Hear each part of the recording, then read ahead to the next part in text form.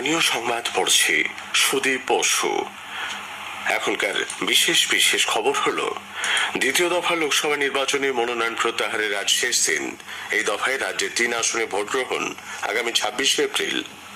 নির্বাচন কমিশন নতুন ও শহুরে ভোটারদের মতাধিকার প্রয়োগে উৎসাহ দিতে গণমাধ্যমকে নিবিড়ভাবে ব্যবহারের সিদ্ধান্ত নিয়েছে। প্রধানমন্ত্রী ফের বলেছেন, ইডির বাজেয়াপ্ত করা 3,500 কোটি টাকা থেকে প্রতারিতদের ফেরত দেওয়া হবে। গতকাল জলপাইগুড়ি সভা থেকে রাজ্যের তৃণমূল কংগ্রেস সরকারকে দুর্নীতিগ্রস্ত বলে উল্লেখ করেছেন তিনি। তৃণমূল কংগ্রেসকে হেনস্থা করতে কেন্দ্রের বিজেপি সরকার এজেন্সিগুলির অপব্যবহার করছে বলে পুরুলিয়ার সভা থেকে মন্তব্য করেছেন মুখ্যমন্ত্রী। কংগ্রেস রাজ্যের 3 লোকসভা আসন ও ভগবানগোলা বিধানসভা আসনের উপনির্বাচনের জন্য প্রার্থীদের নামের একটি তালিকা প্রকাশ করেছে। ভূপতিনগরে হামলা চালানোর মুখ্যমন্ত্রীর অভিযোগ খারিজ করেছে এনআইএ। আইএসএল ফুটবলে যুব ভারতী ক্রীড়াঙ্গনে ইস্টবেঙ্গল 2-1 গোলে বেঙ্গালুরু এফসিকে হারিয়ে দিয়েছে। আসছি বিস্তারিত খবরে। দ্বিতীয় দফা লোকসভা নির্বাচনে মনোনয়ন প্রত্যাহারের আজ শেষ দিন। এই দফায় রাজ্যে দার্জিলিং, রায়গঞ্জ ও বালুরঘাট আসনে আগামী 26 এপ্রিল ভোট গ্রহণ। মনোনয়নপত্র পরীক্ষার পর 3 আসনে আপাতত প্রতিদ্বন্দ্বিতার আসরে রয়েছেন 47 জন। এর মধ্যে দার্জিলিং এ আছেন 14 জন, রায়গঞ্জে বৈধ মনোনয়নের সংখ্যা 20 এবং বালুরঘাট কেন্দ্রে 13 জন প্রার্থীর মনোনয়ন বৈধ হিসেবে গণ্য হয়েছে। নির্বাচন কমিশন জানিয়েছে, 2024 সাধারণ নির্বাচন ঘোষণা হবার 20 দিনের মধ্যে তাদের সুবিধা পোর্টালে 73,000-এরও বেশি আবেদন জমা পড়েছে। এই পোর্টালটির মাধ্যমে নির্বাচন সংক্রান্ত বিভিন্ন ধরনের নথিপত্র এবং অনুমতি সংক্রান্ত কাজকর্ম স্বচ্ছতার সঙ্গে আগে এলে আগে পাবেন ভিত্তিতে করা সম্ভব। এই পোর্টালের মাধ্যমে মিছিল বা সভা আয়োজনের অনুমতি, অস্থায়ী পার্টি অফিস খোলা, ঘরে ঘরে প্রার্থীদের প্রচার, ভিডিও ভ্যান, হেলিকপ্টার, নির্বাচনের কাজে ব্যবহারের জন্য যানবাহনের পারমিট এবং প্রচারপত্র বিতরণ সহ বিভিন্ন ধরনের কাজ করা সম্ভব। কমিশন জানিয়েছে, সুবিধা পোর্টাল থেকে প্রাপ্ত আবেদনগুলির মধ্যে 44,600টি অনুরোধের অনুমোদন দেওয়া হয়েছে। নির্বাচন কমিশন ভোট প্রক্রিয়ায় অংশগ্রহণ বৃদ্ধিতে সামাজিক মাধ্যমকে কাজে লাগাবার সিদ্ধান্ত নিয়েছে। এ ব্যাপারে কমিশন শহুরে এবং নতুন ভোটারদের আকর্ষিত করতে টার্নিং 18 এবং ইউ আর দ্য ওয়ান শীর্ষক 2টি প্রচার ব্যবস্থা গ্রহণ করে ভোটদানে উৎসাহিত করার কৌশল নিয়েছে। এর পাশাপাশি ভোট সংক্রান্ত ভুয়ো খবর বন্ধ করতে বিশেষ ব্যবস্থা নেওয়ার উপর গুরুত্ব দেওয়া হয়েছে। এজন্য আকাশবাণী, দূরদর্শন এবং পাবলিক ব্রডকাস্টিং সিস্টেমকে এ বিষয়ে বিশেষ গুরুত্ব সহকারে প্রচার জোরদার করতে বলা হয়েছে। লোকসভা নির্বাচনের মুখে ভোটারদের মনে আস্থা বাড়াতে কোচবিহারের দিনহাটার মাতালহাট গ্রাম পঞ্চায়েতের বিভিন্ন এলাকায় কেন্দ্রীয় বাহিনী গতকাল রুট মার্চ করে। জেলা পুলিশ সুপার দ্যুতিমান ভট্টাচার্য ছাড়াও উপস্থিত ছিলেন অতিরিক্ত পুলিশ সুপার। রুট মার্চের পাশাপাশি ভোটারদের সঙ্গেও কথা বলেন তারা, খোঁজ খবর নেন এলাকার পরিস্থিতি নিয়ে। এদিকে লোকসভা ভোটের জন্য নির্বাচনী প্রচার জমে উঠেছে। শীর্ষ বিজেপি নেতা প্রধানমন্ত্রী নরেন্দ্র মোদী জলপাইগুড়ি ধূপগুড়িতে গতকাল এক জনসভায় রাজ্যের তৃণমূল কংগ্রেস সরকারের বিরুদ্ধে অপশাসনের অভিযোগ তোলেন। তিনি বলেন, ওই দলের নেতারা অর্থ নয়ছয় থেকে শুরু করে কেন্দ্রীয় সংস্থাগুলির উপর হামলায় জড়িত। ইডির বাজেয়াপ্ত করা প্রায় 3,500 কোটি টাকার সম্পত্তি মানুষকে ফিরিয়ে দেওয়ারও আশ্বাস দিয়েছেন তিনি। एडवाइस ले रहा हूं कि जो शिक्षक भर्ती में गरीब लोगों के पैसे गए, सरकारी नौकरी में गरीबों के पैसे गए और जिनका पक्का मिलता है कि हाँ इससे पैसा गया है, तो जो 3,000 करोड़ रुपए इनके अटैच किए ना, मैं इन गरीबों को वापस करवाऊंगा। बेचारा टीचर की नौकरी के पैसा दिया, मैं उसको पैसा वापस करवाऊंगा। এদিকে পুরুলিয়ার হুড়ায় দলীয় প্রার্থীর সমর্থনে প্রচারে গিয়ে তৃণমূল কংগ্রেস প্রধান মুখ্যমন্ত্রী মমতা ব্যানার্জি বিজেপি নেতৃত্বাধীন কেন্দ্রীয় সরকারের বিরুদ্ধে এজেন্সিগুলির অপব্যবহারের অভিযোগ তুলেছেন। রাজ্য সরকার বিভিন্ন উন্নয়নমূলক প্রকল্পের মাধ্যমে মানুষের পাশে থাকলেও কেন্দ্রের বিজেপি সরকার সিবিআই, ইডি, আয়কর দপ্তরকে দিয়ে তৃণমূল কংগ্রেস নেতাকর্মীদের হেনস্থা করছে বলে মমতা অভিযোগ করেন। এনআইএ কোন অধিকার আছে? এখানকার পুরুলিয়াতেও আমি শুনেছি সব হোটেলে গিয়ে গিয়ে খোঁজ নিচ্ছে কোন পার্টির কে কে থাকছে। একদিকে এনআইএ আর একদিকে সিবিআই, বিজেপির ভাই ভাই, আর একদিকে ইডি আর একদিকে ইনকাম ট্যাক্স, বিজেপির টাকা তোলার বক্স। তৃণমূল কংগ্রেসের সাধারণ সম্পাদক অভিষেক বন্দ্যোপাধ্যায় গতকাল ঘাটাল আসনে দলীয় প্রার্থী দীপক অধিকারী দেবের সমর্থনে একটি রোড শো করেন। চলতি বছরের 31শে ডিসেম্বরের মধ্যে ঘাটাল মাস্টার প্ল্যানের কাজ শুরু হয়ে যাবে এবং এই কাজ রাজ্য সরকার নিজেই করবে বলে অভিষেক জানান। পাশাপাশি যে বিধানসভা, পঞ্চায়েত বা পুরসভায় তৃণমূল কংগ্রেস এগিয়ে থাকবে সেখানে আবাস যোজনার প্রথম কিস্তির টাকা অগ্রাধিকারের ভিত্তিতে মিটিয়ে দেওয়া হবে বলেও মন্তব্য করেছেন তিনি।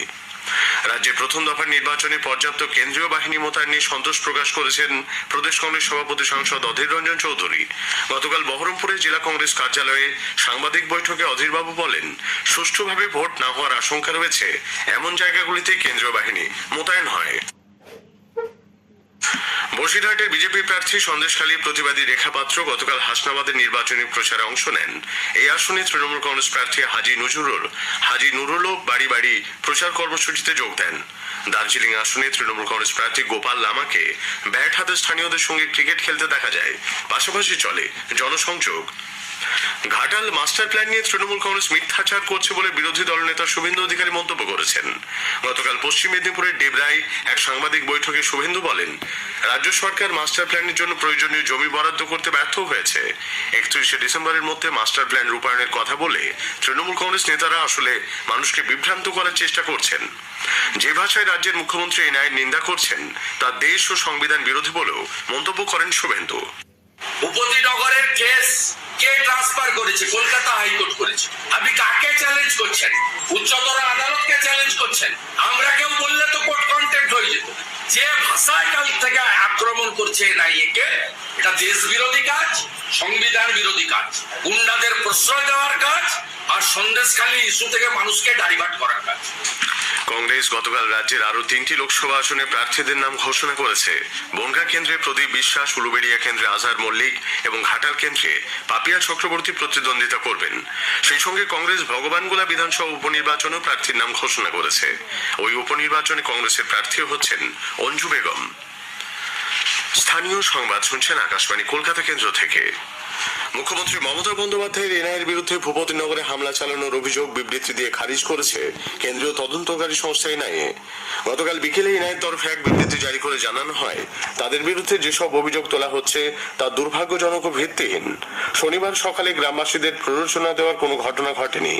বিবৃতিতে এনআইএর তরফে জানানো হয়েছে, ভূপতিনগরে তাদের পদক্ষেপে কোনো দুরভিসন্ধি ছিল না। সংস্থার বিরুদ্ধে বেআইনি কাজ করার যে অভিযোগ করা হচ্ছে তাকে ঘিরেও যে বিতর্ক তৈরি হয়েছে তা দুর্ভাগ্যজনক। নাড়ুয়াবিলা গ্রামে দেশি বোমা তৈরির জন্য যে জঘন্য ষড়যন্ত্র করা হচ্ছিল তার বিরুদ্ধে জারি তদন্ত সম্পূর্ণ বৈধ আইন সিদ্ধ। 2022 সালের ডিসেম্বরের ওই ঘটনায় 2023 সালের জুন মাসে কলকাতা হাইকোর্টের নির্দেশে তদন্তভার হাতে নেয় এনআইএ। এদিকে পূর্ব মেদিনীপুরের ভূপতিনগরের ঘটনায় কেন্দ্রীয় সংস্থা এনআইএর সঙ্গে বিজেপির যোগ রয়েছে বলে তৃণমূল কংগ্রেস ফের অভিযোগ করেছে। তৃণমূল ভবনে গতকাল দলের নেতা কুণাল ঘোষ ও চন্দ্রিমা ভট্টাচার্য এক সাংবাদিক বৈঠক করেন। অন্যদিকে বিস্ফোরণের ওই ঘটনায় এনআইএ মানব কুমার পয়রা, সুবীর মাইতি ও নবকুমার পান্ডা নামের 3 তৃণমূল কংগ্রেস নেতাকে নোটিশ পাঠিয়ে আজ নিউ টাউনের দপ্তরে তলব করেছে। এনআইএর বিরুদ্ধে শ্লীলতাহানির যে অভিযোগ তোলা হয়েছে তা নজিরবিহীন বলে বিজেপি দাবি করেছে। কলকাতায় গতকাল এক সাংবাদিক বৈঠকে দলের রাজ্যসভা সাংসদ ও মুখপাত্র শ্রমিক ভট্টাচার্য বলেন, এরাজ্যে পুলিশ ও প্রশাসনের কোনো স্বতন্ত্র অস্তিত্ব নেই। বিজেপি নেতা জিতেন্দ্র তিওয়ারি এনআইএ এসপির বাড়িতে গিয়ে বৈঠক করেছেন বলে শাসক দল যে অভিযোগ করেছে সে প্রসঙ্গে শ্রমিকবাবু বলেন, তৃণমূল কংগ্রেস ছেড়ে বিজেপিতে যোগ দেওয়ায় জিতেন্দ্র তিওয়ারি প্রতিহিংসার শিকার হচ্ছেন। মতুয়া ধর্ম মহামেলার মধ্যেই উত্তর 24 পরগনা ঠাকুরনগরের ঠাকুরবাড়িতে বড়মা বীণাপানি দেবীর ঘর দখলকে কেন্দ্র করে গতকাল সন্ধ্যায় অশান্তি ছড়ায়। মতুয়া মহাসংঘের নেত্রী মমতা বালা ঠাকুর অভিযোগ করেন যে অল ইন্ডিয়া মতুয়া মহাসংঘের সংঘাধিপতি সাংসদ শান্তনু ঠাকুর, তার ভাই সুব্রত, পরিবারের অন্যান্য সদস্য ও বিজেপি সমর্থকরা জোর করে তালা ভেঙে বীণাপানি দেবীর ঘর দখল করেছেন। তাকে শারীরিকভাবে হেনস্থা করা ছাড়াও পরিবারকে অকথ্য ভাষায় গালিগালাজ করা হয়েছে বলেও তিনি অভিযোগ করেন।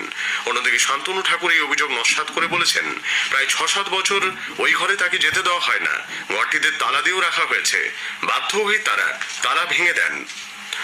উত্তর বাংলাদেশ ও সংলগ্ন এলাকার উপর সৃষ্ট ঘূর্ণাবর্ত বঙ্গোপসাগর থেকে জলীয় বাষ্প বাতাসে প্রবেশ করায় রাজ্যের বিভিন্ন প্রান্তে হালকা থেকে মাঝারি বৃষ্টি হচ্ছে।